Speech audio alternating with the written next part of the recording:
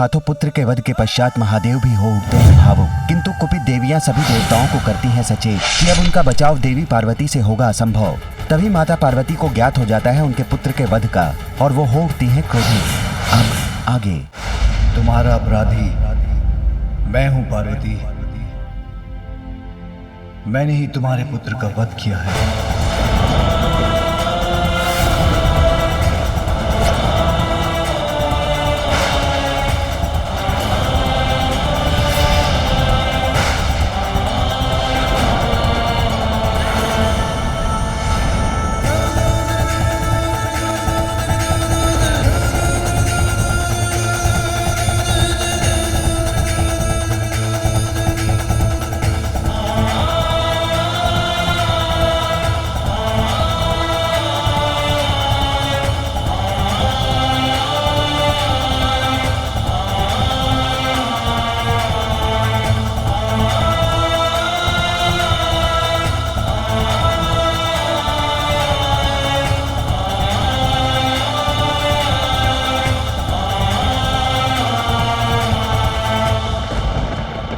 तुम्हारा अपराधी मैं हूं पार्वती।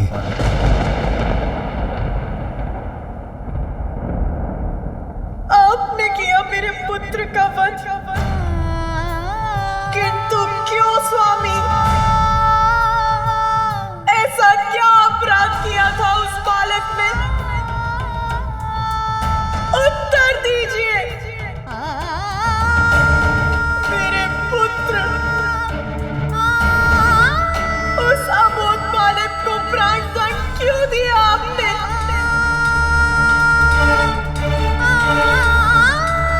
मैंने कुछ पूछा है आपसे, उत्तर दीजिए। मां का हृदय पुत्र की मृत्यु का कारण समझाने पर भी कहां समझ सकेगा मां। और तुमसे क्या कहूं, दुखद सत्य तो यह है कि इसके शीश को इसके धड़ से विलककर इसके प्राण हरने वाला मेरा ही त्रिशूल था। वो बालक जिसका जन्म अभी ही हुआ था, जिसने संसार को जाना तक नहीं था, उसका इतना भयंकर अंत हुआ। मेरे ही स्वामी के इस तीक्ष्ण त्रिशूल से इतना कष्ट हुआ होगा उसे, उसका प्राणांत हो गया। क्यों क्यों हुआ ऐसा? जो मेरे ही हृदय का स्वरूप था, मेरी ही कल्पना से जन्मा था, जो मेरी ही आज्ञा का पालन कर रहा था, उसके किस दोष के लिए ऐसा भीषण दंड दिया आपने उसे? उसके शीश को कैसे विलग किया आपने?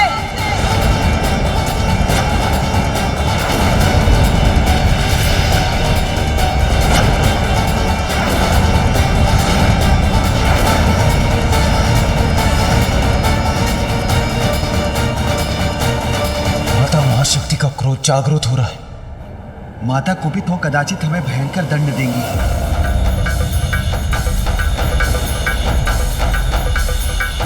जो हुआ वो अत्यंत कष्टप्रद है मां, किंतु नियति के चक्र से तो मैं भी मुक्त नहीं। ये मैं तुम्हें कैसे समझाऊं? हमें क्षमा कर दे माता। माता, हमसे बहुत बड़ी भूल हो गई। माता, हमें नहीं ज्ञात था कि ये बालक आपका पुत्र है। माता, इसने हमें और प्रभु को भी भीतर प्रवेश करने से रोक दिया था। ठहर जाइए, किसी को भी भीतर जाने की अनुमति नहीं। माता, जब उसका विरोध कर भीतर प्रवेश करने का प्रयास किया तो उसने हम सभी को पराजित कर हमारी दुर्दशा कर दी। किंतु माता, उसमें दोष हमारा ही है। वो प्रभु ने तो मात्र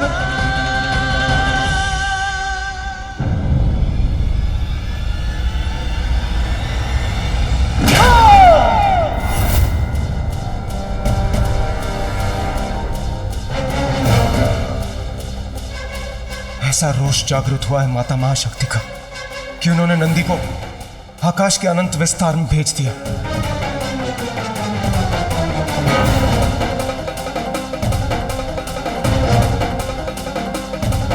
किसी को भीतर नहीं जाने दिया ना मेरे पुत्र ने। आप सभी के अनुसार ये था उसका अपराध।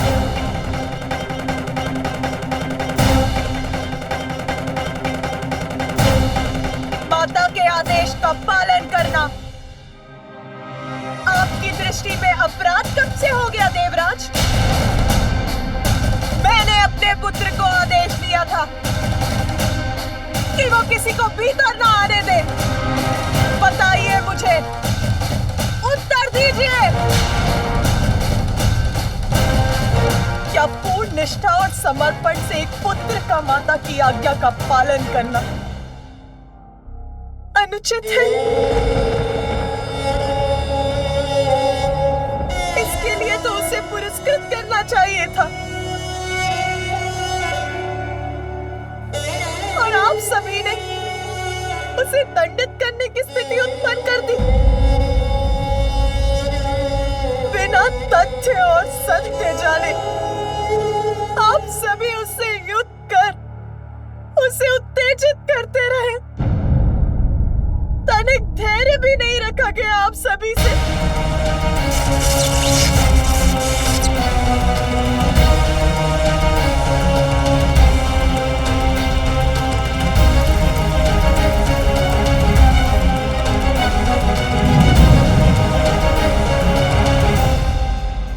सभी देवता एक साथ होकर एक बालक पर अपना शौर्य प्रदर्शित करते रहे। मेरे पुत्र को अपने प्राण देकर अपनी माता की आज्ञा का पालन करने के लिए विवश कर दिया आप सभी ने। क्यों किया ऐसा?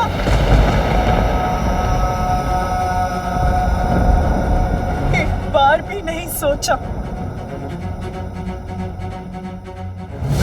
कि जिस असाधारण बालक ने आपको भवन में जाने से रोक दिया,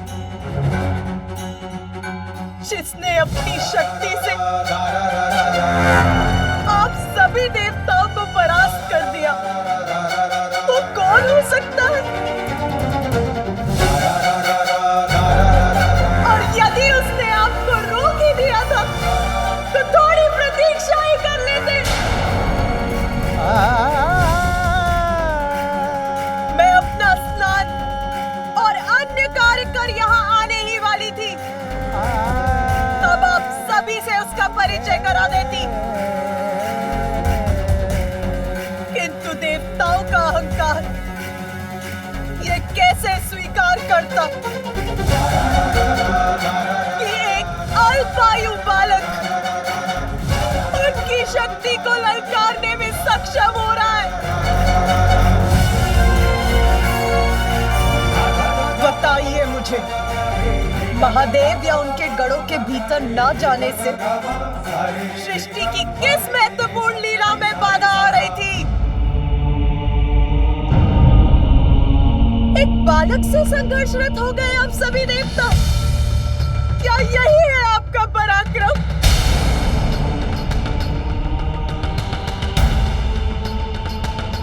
एक बालक से, मात्र एक बालक से क्या हानि पहुंचाई थी उसने किसी को? क्या वो आपसे आपका पद मांग रहा था देवराजेंद्र? मेरा पुत्र, मेरा कोमल हृदय, निष्ठावान, आज्ञाकारी पुत्र मेरा, मेरी अपनी मां की आज्ञा का पालन भर कर रहा था। बताइए मुझे, क्या इस घटना के बाद संसार का कोई भी पुत्र अपनी माता की आज्ञा का पालन करेगा? क्या किसी भी पुत्र में इतना साहस शेष रहेगा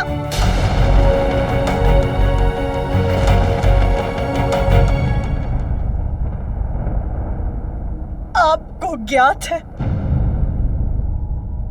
मैंने पुत्र प्राप्ति के लिए कितनी प्रतीक्षा की है? कितने समय से पुत्र प्राप्ति की प्रबल इच्छा रही है मेरे हृदय में। इसका तनिक भी अनुमान है आपको कि पुत्र प्राप्ति का वरदान प्राप्त करने के लिए मैंने कितने कष्ट सहे हैं? बताइए, है ज्ञात आपको?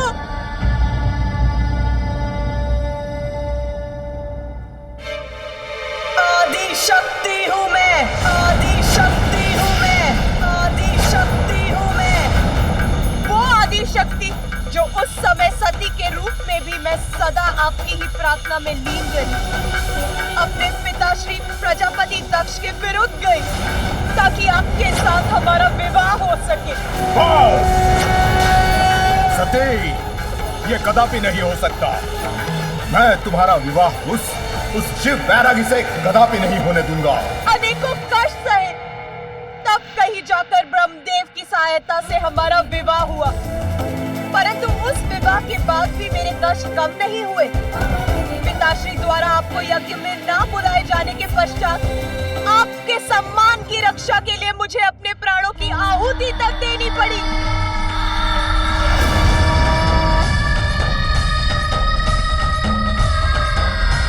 सती का अंत अवश्य हुआ, किंतु उसकी इच्छा पूर्ण रही। इसीलिए मैंने पुनः जन्म लेकर आपको मनाने के लिए वर्षों तक तप किए, ताकि इस बार मेरे पुत्र प्राप्ति की इच्छा पूर्ण हो सके। किंतु आप वर्षों तक समाधि में लीन रहे, आपको तो इसका आभास तक नहीं था।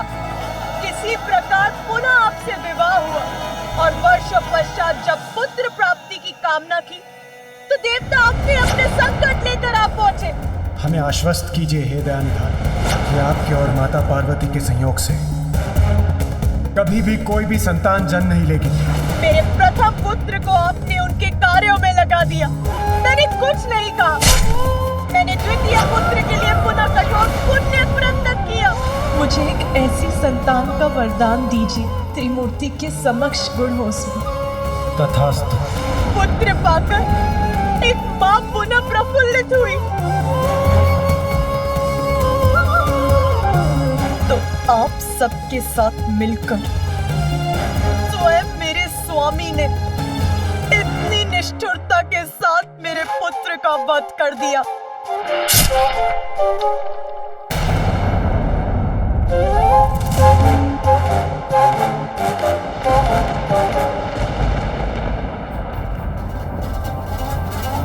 स्वामी,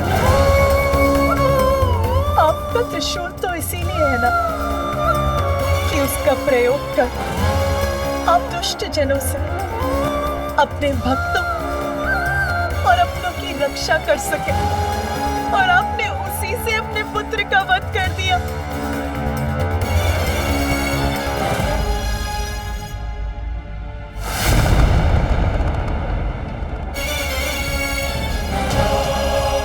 मुझे बताइए महादेव, क्या शीश विलक करने के सिवाय आप कुछ और भी कर सकते हैं?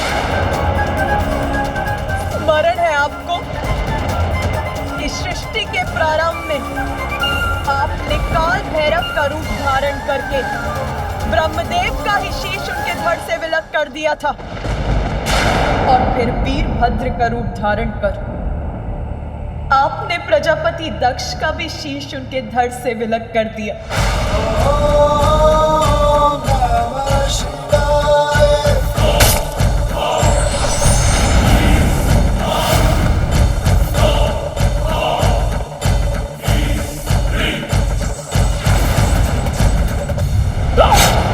किंतु इस बार तो आप सभी सीमाएं लांघ गए। आपके जिस पुत्र को आपका स्नेह प्राप्त होना चाहिए था, आपने उसी पुत्र का शीश उसके शरीर से विलक कर दिया।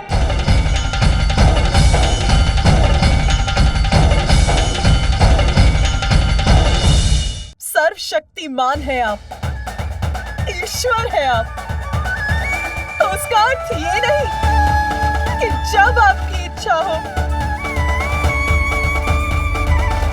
आप किसी को भी शत विछत कर देंगे, यहाँ तक कि अपने पुत्र को भी। इतना भी नियंत्रण नहीं है आपको अपने क्रोध पर।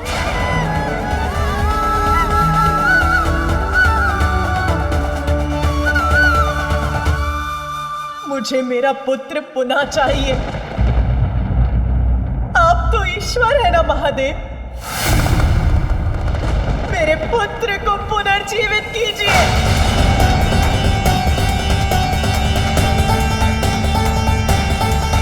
उससे पुनः उठकर मुझे मां कहने के लिए कहिए। कुछ करिए महादेव, कुछ करिए।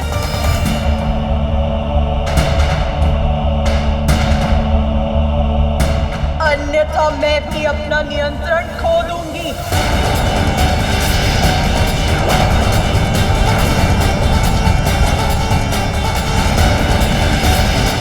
मेरा पुत्र, मेरा प्रिय पुत्र, मेरे सृजन से उत्पन्न हुआ मेरा पुत्र। क्यों महादेव, क्यों क्यों किया आपने ऐसा? क्यों?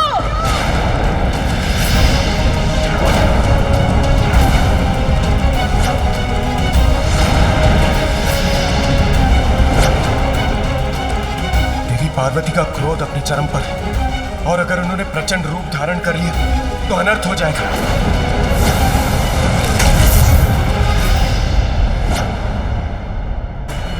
यदि आप उसे जीवन देना नहीं चाहते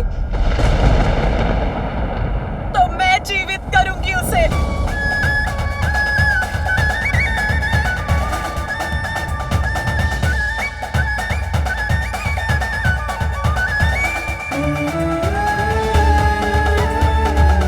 मैंने ही उसका सृजन कर उसे जीवन दिया है, तो मैं ही उसे पुनर्जीवित करूंगी।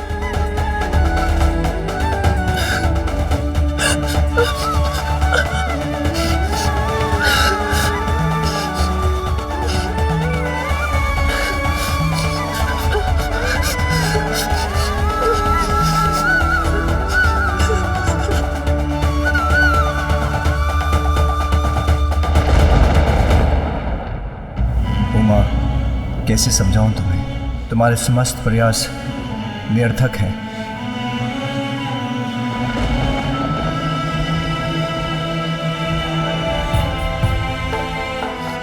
ये क्या हो रहा है? इसका शेष क्यों नहीं बना पा रही हूँ मैं? उसे जीवन क्यों नहीं दे पा रही हूँ मैं?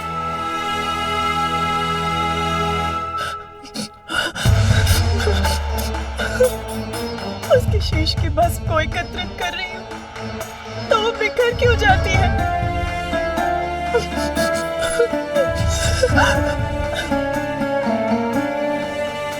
रुक जाओ उमा, तुम्हारा प्रयास व्यर्थ है। उसकी माँ हूं मैं, मेरा प्रयास व्यर्थ कैसे हो सकता है? ये शीश मेरे त्रिशूल के प्रहार से भस्म हुआ है, और मेरे त्रिशूल से भस्म होकर कोई पुनः जीवित नहीं हो सकता। इसका शीश सदा के लिए नष्ट हो चुका है।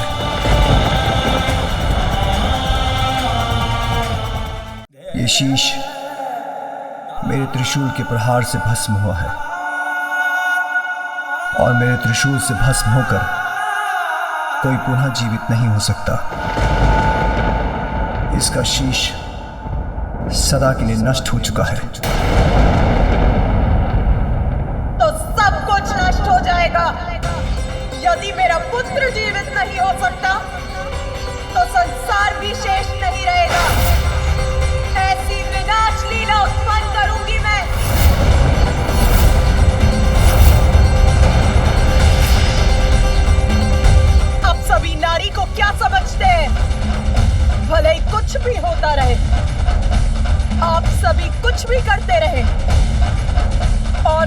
शांति से सब कुछ सहती रहेगी? नहीं।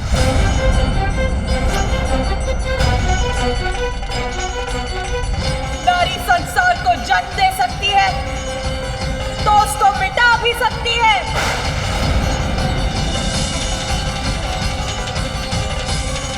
अब सर्वत्र विनाश ही विनाश होगा, कोई शेष नहीं रहेगा।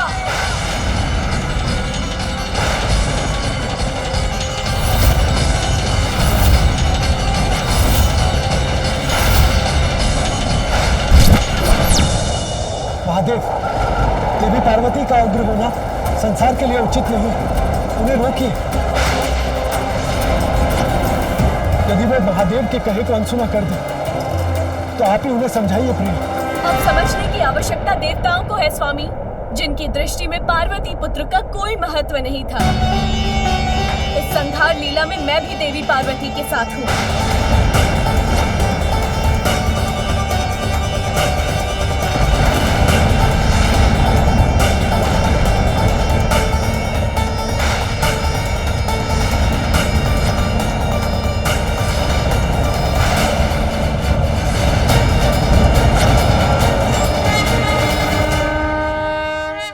तुम्हारा अपराधी मैं हूं पार्वती। मैंने ही तुम्हारे पुत्र का वध किया है।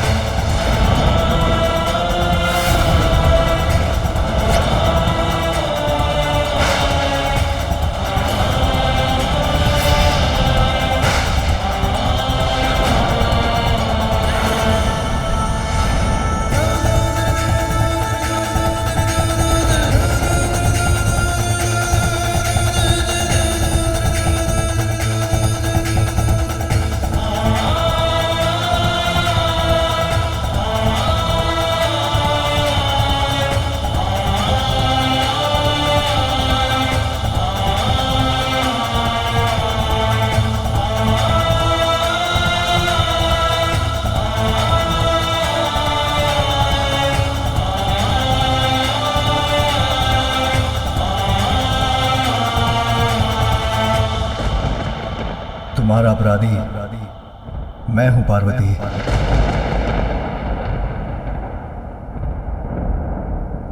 आपने किया मेरे पुत्र का वध, किंतु क्यों स्वामी? ऐसा क्या अपराध किया था उस बालक ने? उत्तर दीजिए। मेरे पुत्र, उस अबोध बालक को प्राणदंड क्यों दिया आपने?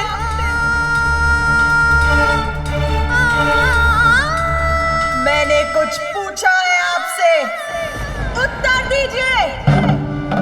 मां का हृदय पुत्र की मृत्यु का कारण समझाने पर भी कहां समझ सकेगा मां? और तुमसे क्या कहूं? दुखद सत्य तो यह है कि इसके शीश को इसके धड़ से विलककर इसके प्राण हरने वाला मेरा ही त्रिशूल था।